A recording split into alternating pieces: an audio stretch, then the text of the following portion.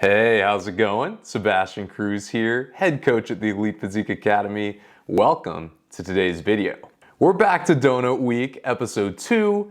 We're on to our second traditional donut. We got the fit food at the end this weekend, going great. Today, we have the red velvet donut from the Preppy Kitchen's John Cannell.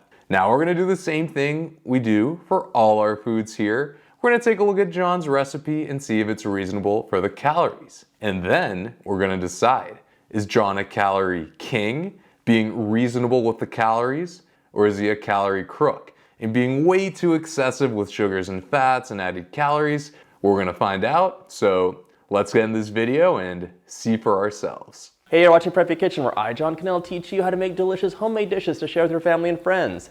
These red velvet donuts aren't gonna make themselves, so let's get started. I love making baked donuts, they're so easy, and today there just so happens to be a special parent event at the kids' school. Red velvet donuts. You can tell John really puts a lot of life into this. He's one of those, when you think of baking things with love, this comes to mind. So I bet he cares really, really deeply of this recipe, and hopefully that translates to it being reasonable for the calories. So let's see. First off, I'm prepping my donut pans. So I have two here. One is hard and one is silicone. I get tons of questions on silicone baking pans and trays and whatever else. So I actually prefer metal, and that's just because metal is so much easier to clean. And I also feel like the silicone just kind of gets a little slippery and... All right, well, to be fair, if he's gonna butter both of them, who cares? At least for me, right? From a weight loss calories perspective, I would have thought if the silicone's a little slipperier, you wouldn't need to use any grease. And that would have been a huge, huge point. A little butter, and I'm gonna flour them, but you could, rub butter in if you want to. I thought this might just be a bit easier for me. I'm gonna sprinkle in some flour, kick it around, and then I'm using flour, but if you wanna use cocoa powder, go ahead. These are gonna be pinkish red. So that was a really good suggestion. I was gonna say, if you're buttering and flouring the pan, then using a non-stick definitely helps. And using cocoa powder would also definitely help. I don't know if that's cool or not in the baking kitchen, but from a weight loss perspective, that's what I would be doing. Into a large bowl, over a scale, and under a sifter, I'm adding 120 grams or 1 cup of all-purpose flour, 2 tablespoons of cocoa powder. So a red velvet anything is very light chocolate flavor, and traditionally not the pink that picks up on camera that people expect nowadays. So we use a little bit of chocolate and a little bit of food coloring. Man, this guy knows his stuff and loves what he does.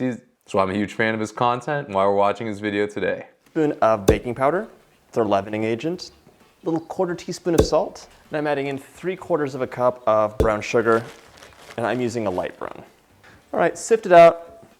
I do like sifting my brown sugar because you have these giant rocks in here sometimes, and they break up, but only if you apply pressure, and some of them, like this one. Yes, there's a ton of flour here. Yes, there's a ton of sugar. Donuts have flour and sugar, and so far I haven't seen anything that is crazy. It's gonna come down to what the size of each donut is, really. If he's making 4 donuts from this entire recipe, then we're running into issues, but we'll cross that bridge when we get there. For the wet ingredients, we're adding 120 milliliters of buttermilk into half a cup of buttermilk into a medium bowl, 1 teaspoon or 5 ml of vanilla, a teaspoon of espresso, and I just saved a bit of my morning mud-like mocha pot coffee.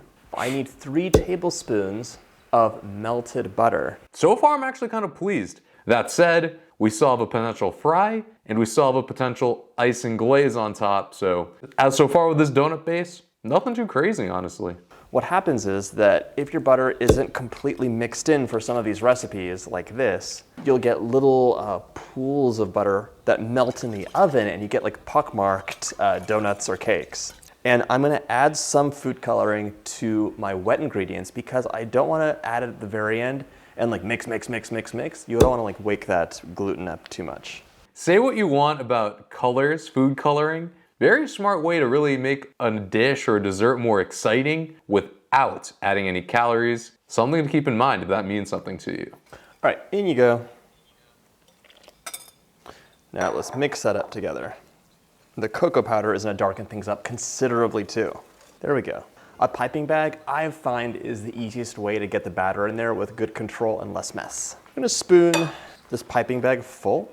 Baked donuts are basically like a donut-shaped cupcake. However, they're so much easier to make than a regular leavened cupcake. Baking your donuts instead of deep frying them is going to save a ton of calories. You're saving it from an oil bath. Oil, high in calories. Adding it to something that's high in calories. By cutting out that step from this recipe entirely, you are doing your calories a world of good. So I am thrilled to hear that. So you want to pipe these about 2/3 of the way full, and it's kind of easier to do this if you make a couple passes. Like, don't try and fill them up the full way right away. Just get some coverage in there. If you overfill them, it's okay. They're just gonna kind of like muffin top on out of there.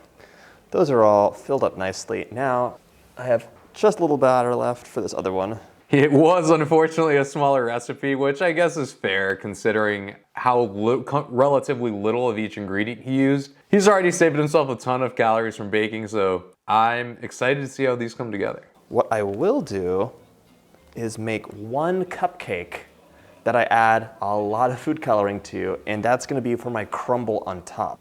So spoon just whatever batter is left over that you colored correctly. Pop these into the oven at 350 for about 8 to 10 minutes or until they are set. They bake up really fast because there's so much surface area. Honestly, I'm pumped. As long as this cream cheese frosting isn't an outright disaster, John's gonna be in pretty good standing with me by the time this is all said and done, so let's find out. So that's 3 ounces of cream cheese at room temperature, 3 tablespoons of butter at room temperature, a teaspoon of vanilla.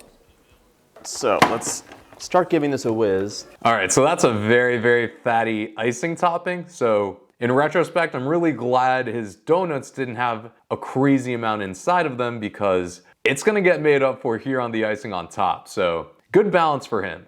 I have a 1/4 cup of milk right now. I'm gonna add in a little bit at a time.